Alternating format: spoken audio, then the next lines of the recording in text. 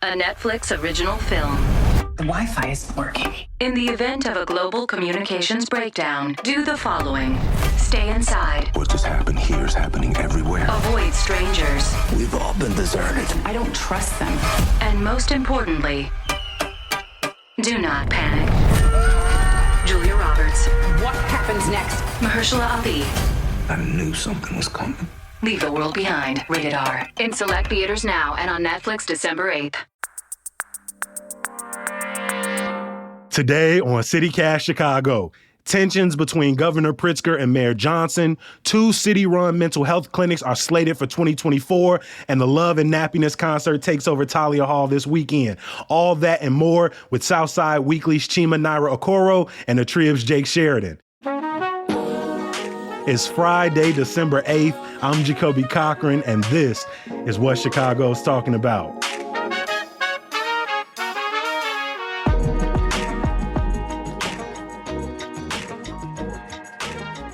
Before we jump into the big stories that were taking place in Chicago this week, I want to start with talking about music. We started talking about music a little bit last week as those Spotify Wrapped Apple replays were dropping. But I want to hear from y'all about y'all favorite musical experience this year so far. That could be a song, it could be an album, it could be a festival or concert you went to. And Naira, I want to start with you. What was one of your, if not your favorite musical experience this year thus far? Can I give 2? Is that wrong? Of course you can. Come on. Okay, cool. So my first favorite was actually, I guess, like just listening parties in general. A lot of people whose music I like and also people that I'm close with dropped projects this year. KO dropped a project. Matt Muse dropped a called So Far So Decent. That listening party was beautiful. But also Femdot had his first headlining tour and ended off in Chicago. And I was screaming my head off at Talia. So it was a great time. Hey, Fem is one of my favorite artists in Chicago. Free Sample's been playing throughout the year. Been riding with him for a minute. And one of my favorite musical experiences over the last couple of years is being able to see him every time he comes back to Chicago. Jake, I want to kick it to you. What was one of your favorite musical experiences this year as we get close to the end of 2023? Yeah, my Spotify number 1 this year was Lil Yachty because I love the psychedelic album he put out. It's kind of like a rock album, right? And I saw him perform at Lollapalooza, and it was like super muddy, kind of nasty generally. And obviously, you know, the crowd is a little young up front, but I was able to kind of avoid a lot of that and just listen, and it was awesome. So that's my number 1. I think what's fun about watching artists grow up is, right, they start off in that phase where everybody is critiquing them. And then at some point they wake up and they be like, you know what I want to do? I want to critique other artists. I just want to be like, you know what? People ain't making real hip hop no more. People need to. So just to be at an age where I've seen Lil Yachty go from people being like, what's going on with this Boat kid, to him being at a point where he putting out rock music. Let's be real. The singles this year slapped. And so now he's decided, you know what? I'm old enough to start critiquing younger artists. I love watching that transition take place. Every single week, we bring our friends in to talk about some of the big stories that captured our attention this week. And honestly, I don't think we could start anywhere else than back at the drama in Brighton Park. This week, Governor J.B. Pritzker got things started off by first pausing and then officially shutting down the plan to build this tent camp for new arrivals in Brighton Park, which is seeing pushback from the local alderperson, from the local community. And let's be real, this has kind of turned into like the tensest moment thus far between Mayor Brandon Johnson and Governor Pritzker in their early relationship. Jake, I know this is something you've been following for the last few weeks as this tension has been building, but did you expect the governor so quickly to shut down construction, you know, like period, just like end it now? Yeah, you know, we were expecting a decision of some kind to come quickly. But, you know, just based on the way the city's attorneys were posturing, I was personally pretty surprised by this. You know, over the weekend, I was calling the state IEPA, trying to get a sense of what they would do or when they would decide something. And on Monday, I was covering a hearing for a lawsuit from Brighton Park residents trying to block construction. And the city's lawyers seemed really confident that this is going to move forward. You know, they were talking like they expected people to be moving in the next couple of weeks. Right. I'm like, we've seen the metal structures put up already. Yeah, right. They had already laid down the 6 inches of gravel. It was surprising. Yeah. Yeah. Pritzker's decision was fueled by environmental concerns, right? Late last week, the mayor's administration dropped this 800-page environmental assessment that said they found mercury and other toxic chemicals here and said they had a remediation plan. You know, the Environmental Agency for Illinois, the IEPA, came out and was like, hey, like everybody else, late Friday, we just got this report as well. So we kind of need to slow things down. Naira, I want you to come in here. What did you think when you saw this news earlier this week? Yeah, I mean, I totally understand how it can be confusing for some people. Also, having trust in the city to be able to see the project through and like have the people who are going to be in these camps have their health and their best interest in mind. Like that's something that we would assume and hope that the city would be doing. So it's kind of confusing and weird to find out that like maybe all of those precautions and protocols are not being taken. It makes you also wonder, right? Like how many other places is there a step being missed?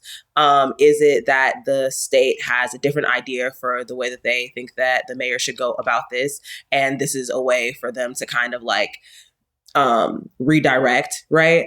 But in a situation like that, that's very sensitive, right? Folks do need a place to stay. Folks need shelter, because it's about to be cold outside. So what is the solution? Like construction has been halted and then what? I'm not sure how familiar the state is with the ongoing protests from Brighton Park residents, but that moment seems to align because not only have some people in the community said, hey, we just don't want this here, you have had a large part of members in the community say, we don't want to bring people here because we've already known that this was an environmental hazard. The idea for these camps seems to have come from the Pritzker administration, even if it wasn't this site in particular. So for a while, you seem like the governor and the mayor were moving lockstep, even though they might not have been completely on the same page about location. The state had ponied up some money to a tune of, I think, $65 million. So for me, it just felt like a hugely embarrassing moment. Here on CityCast, we've talked about this now in 3 news roundups in a row. I mean, of all the shelters that have opened in the past few months, I mean, why do y'all think this story is capturing so much attention? Jake, I'll start with you. Yeah, I mean, for starters, this was the most important effort to house people in the city. They wanted to house 2,000 people here. There are around 13,500 people who came to America who are being sheltered by the city right now. And, with new rules on how long they can stay in the shelters they're in, and with more coming, 7 buses yesterday, 6 more expected today. There needs to be more spaces to put people. But I also think, that same point that you just made, talking about this over and over again. A colleague this morning, I was talking to her about this, and she used the phrase repeated chaos. And I think that's what we're seeing here. We're over, I think, 24,000 people at this point, 13,000 in shelters. You still have thousands in police stations out at O'Hare. And so we understand that the mayor feels like his administration is in crisis mode from the moment they got in the office, and they're trying to solve this. And it's difficult because, let's be real, mostly every community has found some pushback to a shelter being open in their neighborhood for a number of different reasons. Identifying places for these shelters that can house up to 2,000 people, whether it's public or private land, has proven difficult. But I think the thing I keep coming back to over these last few weeks is I don't think anyone expects it to be easy, but I thought the least you could do was stand in front of me and just give me the news straight up. Drop the 800-page environmental assessment as soon as you got it so we can all move through it. Dropping it Friday night for the governor to shut your ish down Monday morning, that's not a good look in your first year.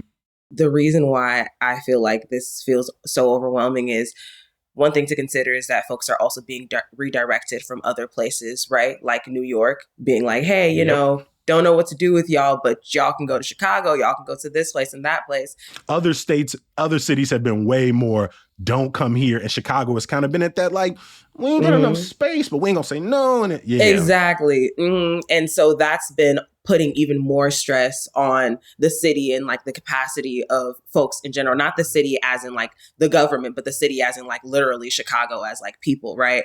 But also Chicago is always constantly having this conversation about environmental concerns, constantly having conversations about the way the environment is or is not being taken care of, impacting marginalized communities, impacting marginalized people, right?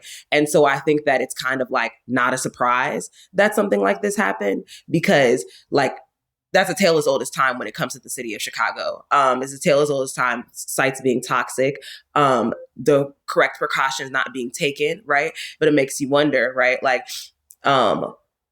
when do we stop that like cycle of normalizing, like these environmental issues that we so often see in the city of Chicago? Why wasn't something like this looked at and taken care of earlier? Why wasn't this taken care of before? And now it's like emergency mode and we're not prepared for it,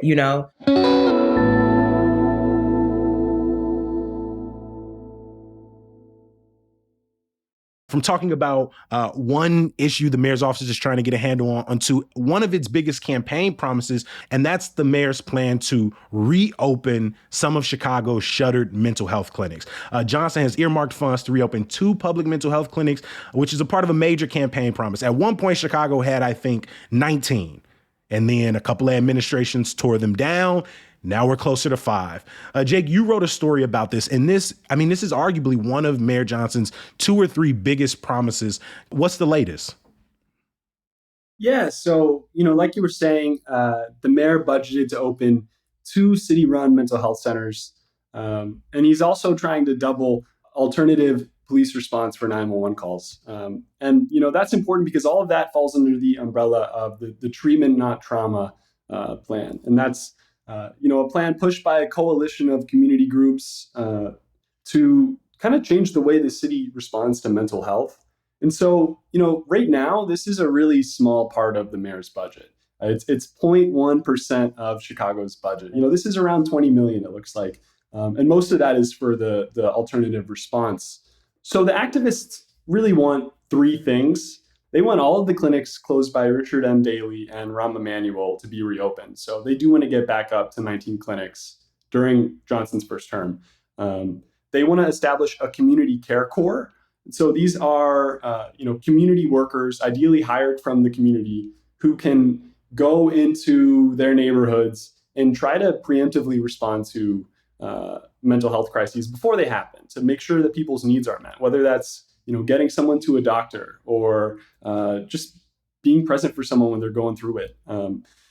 And they also want to have alternative response dramatically expanded as well. So, it's not really just 2 centers.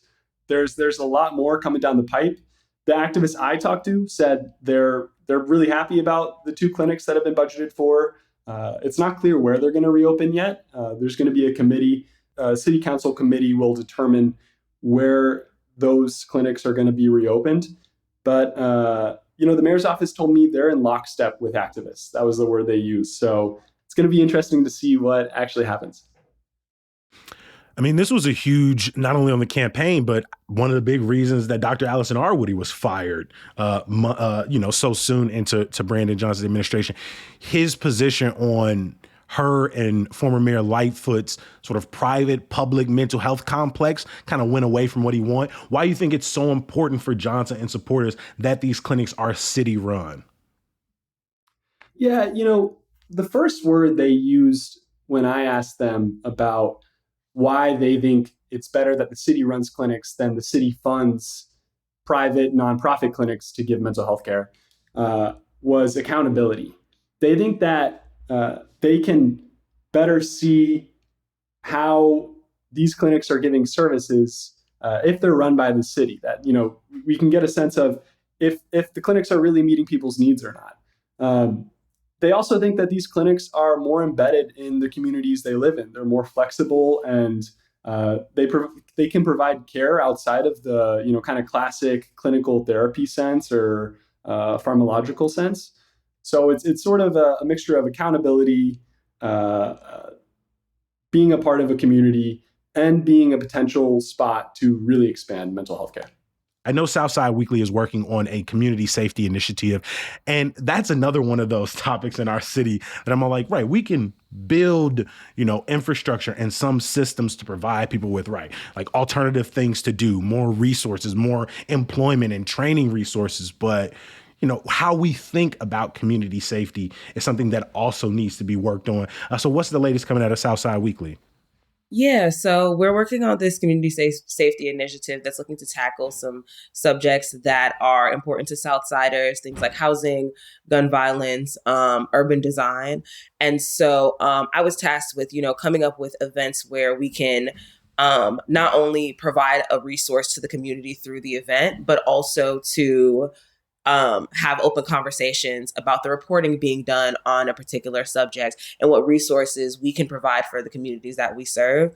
So we're doing an event on Saturday, which is based around gun violence, right? To have open conversations so that we can spread information so that we can be the most useful to communities. Also having conversations about how that reporting can be better, because we noticed that especially for Southsiders, but really just in general, the conversation about gun violence is very numbers based, right? It's very quantifiable, but not really there's not a lot of humanness, behind the way reporting is done when it comes to gun violence. We just want to create the space so that we can have conversations to understand that more, on top of, playing a little basketball and, that type of thing. So that's the initiative. And I can where's it going to be held at Lakeshore Sport and Fitness. And it's going to be on the one that's on North Stetson. But we'll also have a gun violence first aid teaching by Ujima medics. So even if, someone leaves the space without ever picking up another copy of our paper or ever going on our website again, at least they left with the skills to do something or left with lunch.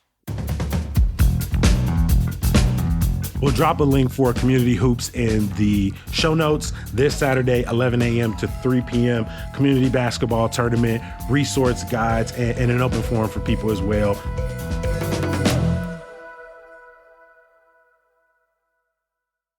Every single episode of CityCast Chicago typically ends the same way, and that's with some good news. Oh man, that was good. I might have to start going to the gym in the morning. My lungs felt open for that one. Felt good. That was nice. Good. But this could be an event you have coming up, some personal news, a story you're working on. So Jake, what's your good news for our CityCast family today? Yeah, well, first, Jacoby, I think I might have to change my number one music moment of the year after that. All right, come on, stop it. You got to talk the whole Yachty album. You hear good news every day. No, I appreciate you. Well, so the Feast of Our Lady of Guadalupe is this Tuesday. And of course, this is a really important feast day for Catholics all across the Americas. Our Lady of Guadalupe is the patroness of the Americas, but it's especially important for Mexican Catholics. It's the celebration of the appearance of Our Lady of Guadalupe to a Mexican peasant near Mexico City in the 1500s. So every year, around 200,000 people travel to a shrine for Our Lady of Guadalupe in Des Plaines. And, they go in a lot of different ways. Some people walk, some people go by horse. But I think the coolest way that people do this is they go in semi-truck. There is a huge semi-truck convoy that rolls to Des Plaines. And I got to see it firsthand this year. I was heading out to My Block, My Hood, My City event, tree lighting on King Drive this Saturday, and I got stuck for like 10 minutes on Western as the convoy was going by. People were surprisingly not that mad because the trucks are sick. They are so souped up. A lot of them got the image of Our Lady of Guadalupe up front. Some people don't. Some people just got the chrome grills and the cool paint jobs. But and they're so loud. They are honking the whole way. It was really cool to see that, and I'm glad it's a part of our city.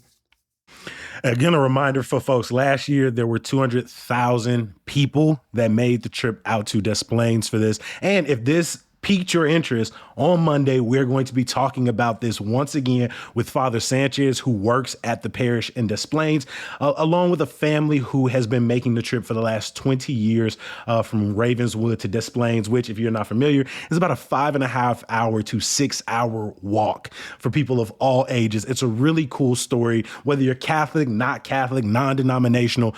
It really is just a cool story that means so much to Mexican Americans, Mexicans living in Chicago. So I'm glad you talked about this, Jake. Now I want to kick it over to you.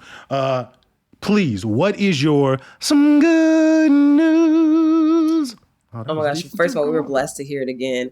You actually, I'm about to talk about a show, but we might actually have to make you the headliner. Just saying. Come on, saying, I'm agreeing with Jake. So y'all blowing smoke today. I'm loving it. Hold on, fill me up. 87.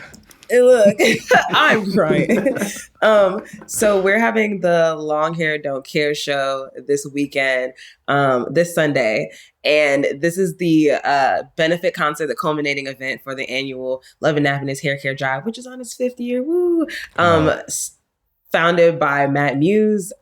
He is one of the 3 performers we have on the bill. We've also got a spotlight performer. So we've got Matt Muse, we've got Raven Lene headlining, we've got Joseph Chilliams from Pivot Gang, then we've got Jay Bambi also performing as well. And we've got sounds by DJ Cash Era at Talia Hall. So you can spend some money, have some drinks, listen to some good music, and make sure you donate to the drive as well, because we're going to remind you a million times. You left something out, fool. You left something out. Oh, sorry. You're so right. And I'm going to host. Come on. I love that you immediately knew what I was talking about. And I'm going to host. As if people don't already hear me talk more than is healthy.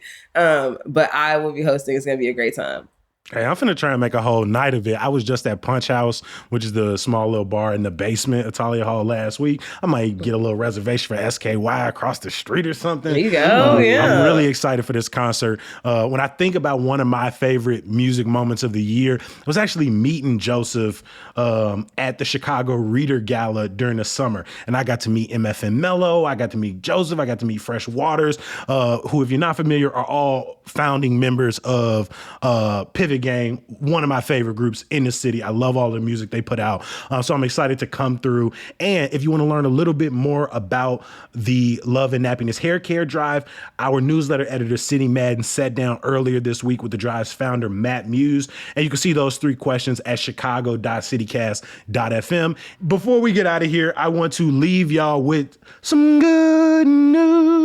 Yes. I got 2 events for you. One is on Saturday, just another one. If you're interested, it's Pocket Con at the MCA. It's a celebration of comic books and graphic novels, but particularly comics and graphic novels, celebrating queer characters, celebrating Black and brown indigenous characters, celebrating women and femme identifying characters.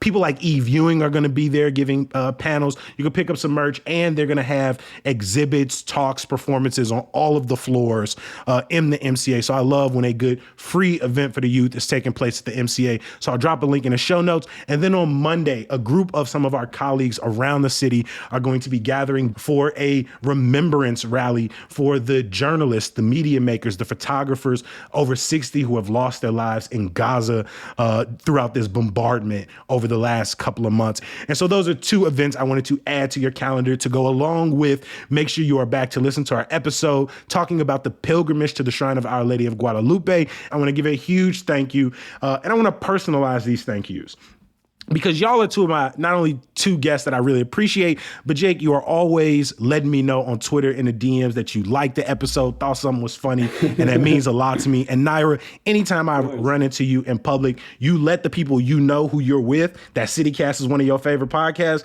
And so regardless, I want y'all both to know how much y'all support over the last few years means to us here at CityCast. And thank y'all for being with us today. Thank you. I really appreciate it. It's always a blast. Of course, we stand. Before we let you go, I want to give a huge thank you to the people who make CityCast Chicago possible. Our executive producer is Simone Alicea. Our producer is Michelle Navarro. Our newsletter editor is Sydney Madden. Our roving producer is Dylan Brogan. The music we all love is from Sam Thousand, All the Kimonos, and Mark Greenberg from the Mayfair Workshop. And like every single week, my last thank you is for you. Yes, you, for listening to CityCast Chicago, for subscribing to Hey Chicago at chicago.citycast.fm, for DMing us, voicemailing us, or even just listening to us on 2x speed while you brush your teeth in the morning. It means a lot to us. We're going to be back bright and early on Monday. Hopefully you'll join us. Peace.